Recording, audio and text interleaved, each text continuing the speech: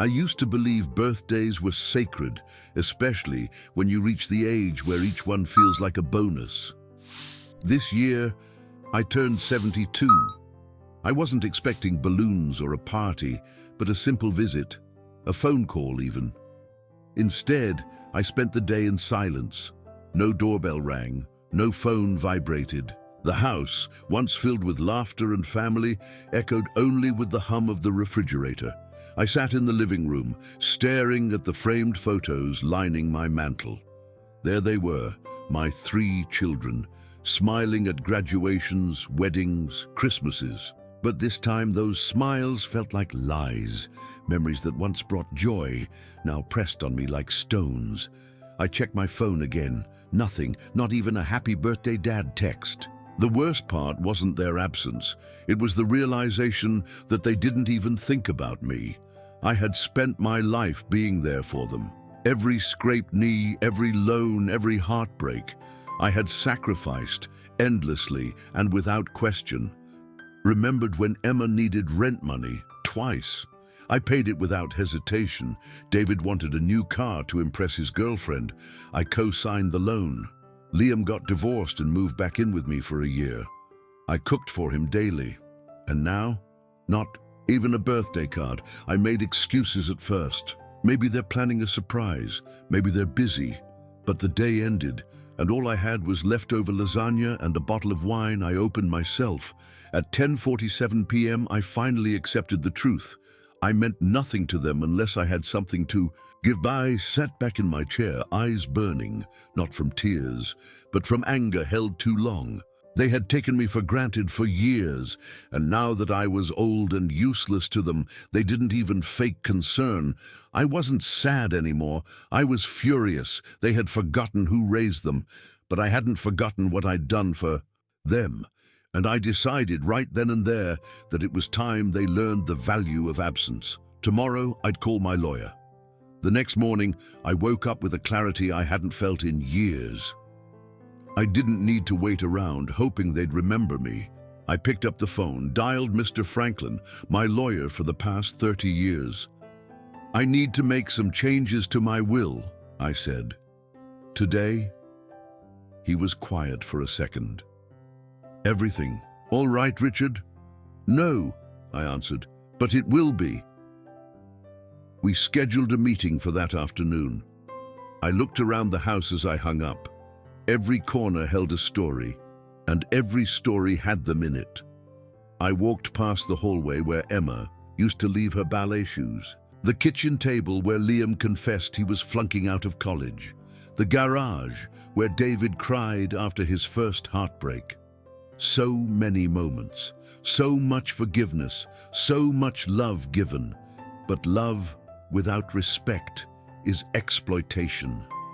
And that's exactly what they'd done, used my kindness until it no longer benefited them. I opened my filing cabinet and pulled out the original copy of my will. Their names were all over it: inheritance, properties, savings. Each of them stood to receive more than most people make in a lifetime. Not anymore. I'd let my heart guide me for decades. This time, I'd let my mind take the lead. I poured myself a coffee, sat down at the kitchen table, and began writing notes for the lawyer. I listed what I wanted to go where. I'd donate the beach house to a veterans foundation, the savings account, a scholarship fund for kids who never had a father, and the main house, this house, would go to someone who cared. Not one of them had earned the right to keep these walls. They only remembered me when they needed something. Now, they'd remember me for what I took away. I wasn't being cruel. I was being fair. By the time I walked into Mr. Franklin's office, I had no doubts left. He looked at me over his glasses, ready to discuss everything. "I'm done giving to people who forget me," I said. He nodded, slowly. "Let's begin." Mr. Franklin adjusted his tie and clicked his pen open. We reviewed the original will, names, numbers, assets. He glanced up. "You sure about all this, Richard?" I met his eyes without hesitation. Never been more certain. We started by removing Emma's share. She hadn't visited in over a year. Last time we spoke, she asked for money to redecorate her kitchen. When I said I'd think about it, she didn't call back for 6 months. Next came David. I'd paid for his wedding, his honeymoon, and helped with his mortgage. He stopped inviting me for holidays when his wife said I'd talk too slow. Funny how fast gratitude fades when you're inconvenient. Then there was Liam. He had lived here the longest after his divorce. Ate my food, used my utilities, never. Offered to help with bills. Said thanks once when he moved out. Then silence. We rewrote the allocations line by line. Every percentage that once had their name was replaced with someone who had never taken me for granted. My nurse, who checks on me twice a week without fail. The neighbor kid who mows my lawn without ever asking for payment, but always gets a tip. The woman from the local diner who remembers how I take my coffee. These people made me feel seen. My children had made me feel disposable. Mr. Franklin was careful with his language. He asked if I wanted to leave a letter with the new will. Some final words, perhaps. I thought about it, then nodded. I want them to understand why they're no longer in it, I said. Not out of revenge, just so they know I noticed. He pulled out a clean page and titled it Statement of Intent, and I began to write. To Emma, David, and Liam, I began slowly, carefully. This isn't a letter of anger. It's a record of truth. I gave you everything I had, my time, my love, my sacrifices. You were my purpose for decades. Your names were written into every decision I made. But now, as I approach the end of my life, I see clearly what I used to excuse. Birthdays passed with no calls. Holidays turned into awkward, rushed visits, if you showed up at all. I became a background character in your lives. Useful only when you needed help. I don't need your money, Dad. Can you just watch the kids for a few hours? Can you help me cover the down payment you always asked? I always gave, but when I needed you, a simple message, a visit, a sign you remembered, I got silence. Even on the day I was born, you may think this decision is cruel, that I've let bitterness take over. But in truth, I've simply decided to honor the man who gave his life for his family and got forgotten for it. I'm not angry. I'm awake. I see now that love doesn't mean tolerating neglect. It means having enough dignity to stop being invisible. You were once the reason I built this life. Now you are the reason I'm reclaiming what remains of it. I hope one day you'll understand, not for my sake, but for your own children's. I finished the letter, signed it, and handed it to Mr. Franklin. He read it quietly, then folded it into the final will. There's power in your silence, he said. I smiled, a tired but real smile, not silence, closure. The days after signing the new will felt lighter, like I had finally unpacked a weight I didn't realize I was carrying. No more wondering if they'd call. No more waiting for someone who clearly wasn't coming. I started rearranging the house, took down some of the old family portraits, not out of spite, just to clear the space. The walls had become shrines to people who stopped showing up. In their place, I put up pictures of places I loved. A photo of a lake I used to visit with their mother, one of my old motorcycle, back when I still had a little wild left in me. These things felt like mine again. I went to the local diner the next morning. The waitress, Samantha, smiled as I walked in. "Birthday boy's back," she joked. I laughed.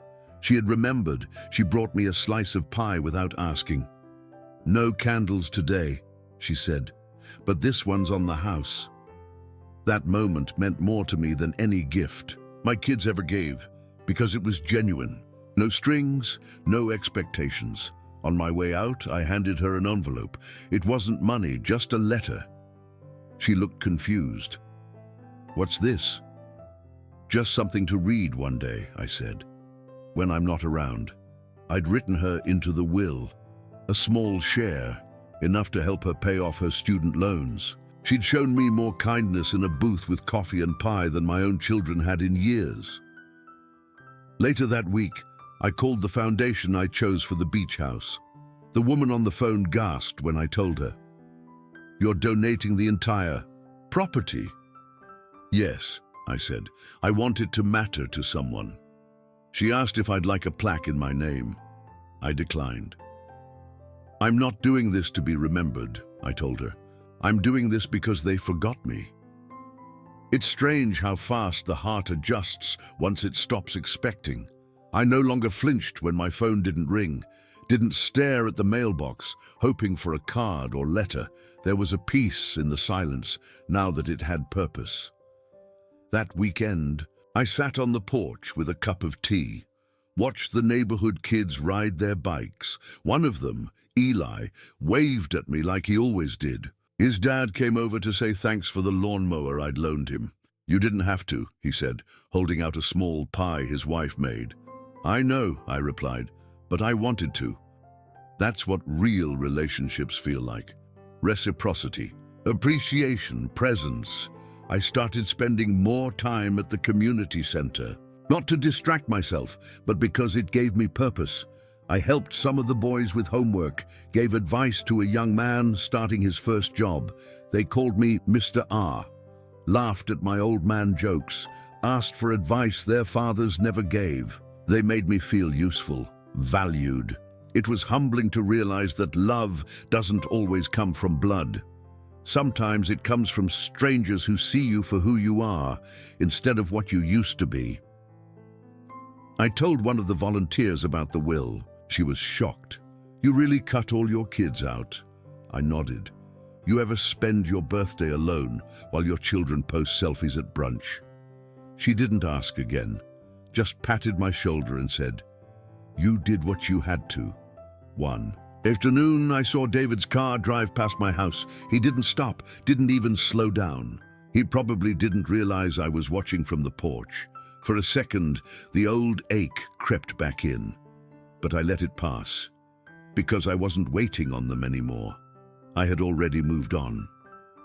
Weeks passed, and still, nothing. Not a single text, not even a belated excuse. It was as if I'd disappeared from their lives entirely. Ironically, it made my decision feel more justified with each day. One evening, I heard a knock at the door. For a brief second, my heart leapt. Maybe one of them had finally come. I opened it slowly. It wasn't them. It was Liam's ex-wife. We hadn't spoken in years. She looked nervous, holding a box in her hands. "Hi, Richard," she said softly. "I found some of your things at Liam's place. Thought you might want them." Inside the box were old Father's Day cards, pictures, a handmade mug. I stared at them like artifacts from another life. "Thank you," I said, swallowing the lump in my throat. She hesitated before speaking again. "I always thought you were the best part of that family." I didn't reply. I couldn't. But that one sentence echoed in me for days. Later that night, I unpacked the box. One card from David said, "Thanks for always believing in me." It was dated 15 years ago, before belief turned into background noise. That was the part that stung most. Not the forgetting, but the remembering of how much love I gave when it mattered, and how little it seemed to mean now. I burned the duplicates of the old will in the fireplace, watched the flames curl around their names. It didn't feel like revenge. It felt like release. I was no longer the man who begged to be remembered. Now, I was a man who had learned to remember himself. And in that firelight, alone, but calm, I realized I had finally made peace with the silence. A few days later, my phone rang. Not a number I recognized, but local.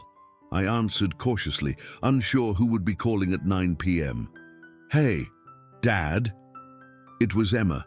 Her voice was hesitant, unsure, like she was testing the waters. "I was just thinking about you," she said. I said nothing. She filled the silence with apologies, wrapped in small talk. "How have you been?" "I've just been swamped with the kids." I meant to call, but she hadn't. Not on the day. Not the day after. And now, 2 months. Later, she was calling because something had prompted her. She finally asked, "Are you okay?" I thought about lying, saying yes, but instead I said, "I've been better." She went quiet. Then the real reason surfaced. "David said you changed your will." There it was. The truth behind the sudden concern. It wasn't love. It was loss of potential inheritance. I didn't raise my voice, didn't accuse. I simply asked, "Would you have called if I hadn't?" Another long silence. That silence said everything. "I'm sorry," she finally whispered. "I just thought maybe we could fix things." I let her words hang in the air. "You fix things with time and actions, not when a lawyer calls." She didn't argue, just said she understood and hung up quietly. And somehow, I didn't feel angry. I felt relieved. They knew now. They understood that the man they forgot was the same man who had finally remembered himself. And nothing, not even guilt, was enough to undo that. After Emma's call, there was a shift. Not in my heart, but in their behavior. The next week, David showed up unannounced. He had flowers, a nervous smile, and guilt in his eyes. "Hey, Dad. Thought I'd stop by." I opened the door, let him in. He looked around like it was the first time he'd noticed the walls. "Place looks different," he said. "I made space," I replied. He set the flowers down on the table, fidgeted with his jacket. "I've been meaning to visit. Things have just been busy," I offered. He nodded, relieved I'd said it for him. "I made tea for us, just like I used to."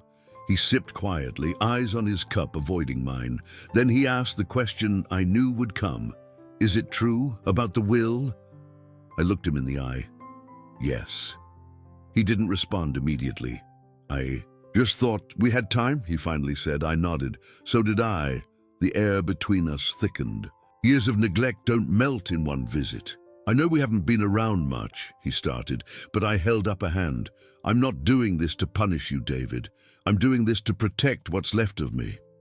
He looked like a child again, lost, regretful. But regret doesn't rebuild bridges, it only highlights the rubble. I walked him to the door. Before leaving, he said, "Is it too late?" I didn't answer right away. Too late to inherit something? Maybe. Too late to be my son? No, but that part isn't about money. He left without another word, and for the first time in a long time, I realized I had shifted too.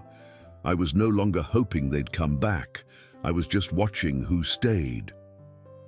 A week after David's visit, Liam finally called. His voice was casual, too casual. "Hey, just checking in. Wanted to see how you're doing." I could hear the forced tone behind it. I didn't feed it. "I'm doing all right," I replied flatly. There was a pause. Then he blurted out, "Heard about the will." There it was again. Interest disguised as concern. It didn't surprise me. They hadn't reached out for years. But now my money had become a sudden point of connection. "What exactly did you hear?" I asked. "That you're cutting us out, that you're giving it all away." I nodded to myself. "That's accurate." "Why?" he asked. Not angry, just confused. "Because you all already left," I said. "You just forgot to take your names off the paperwork." Liam was quiet, breathing through the phone. "I didn't think it mattered that much," he finally said. That sentence stung more than I expected. Didn't matter? My birthday didn't matter? Years of showing up, helping, giving. They were all invisible to him now. "I raised 3 children," I said calmly. "Gave up promotions, vacations, my health for you. I gave everything I had. And in return, I got silence." He didn't argue. Maybe because he knew it was true. "I'm not mad, Liam. I'm just done." "I didn't mean to make you feel forgotten," he said. "You didn't make me feel that way," I corrected. "You showed me I was." He sighed. "So, that's it. That's up to you," I replied. "But don't expect me to build a bridge you keep walking away from." We hung up, both knowing the damage wasn't new, it was just finally being named. The days that followed were calm, eerily so. None of them called again, no follow-up. Messages, no apologies, no invitations, just silence, the same kind I'd gotten on my birthday, but this time it didn't sting. I had already buried the hope that they'd change. Now, I was just observing the truth as it revealed itself. They weren't coming back, not really, and that was fine, because I had learned something critical. Love without action is just noise. And I had lived in silence long enough. I started spending more time with people who showed up. Samantha from the diner began stopping by once a week. She brought muffins. We talked about life. She never asked for anything, just listened. Eli, the kid next door, helped me fix a loose shutter. I told him about my old workshop and his eyes lit up. He came back the next day, asked if I'd teach him woodworking. We built a birdhouse together. It was small, simple, but it meant the world to me, more than any gift I ever got from my children, because it came with presence, curiosity, and warmth. 3 things I hadn't felt from my family in years. I added Eli's name to a small education fund I created. Didn't tell him, didn't need to. Some gifts don't need recognition, just impact. One morning, I found an envelope in my mailbox. No return address, just my name written in shaky script. Inside was a note from David. I'm sorry. I wish I had understood sooner. I read it once, folded it, and tucked it into my drawer. Not because I was holding on to it, but because sometimes closure looks like acknowledgement, even if it arrives a few decades late. The morning of my 73rd birthday came quietly. The sun poured through the curtains like a soft reminder.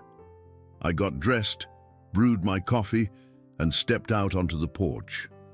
No expectations this year, only presence. A few minutes later, Eli knocked on the railing. "Happy birthday, Mr. R," he shouted, holding a homemade card. It was messy, colorful, full of effort. I smiled bigger than I had in years.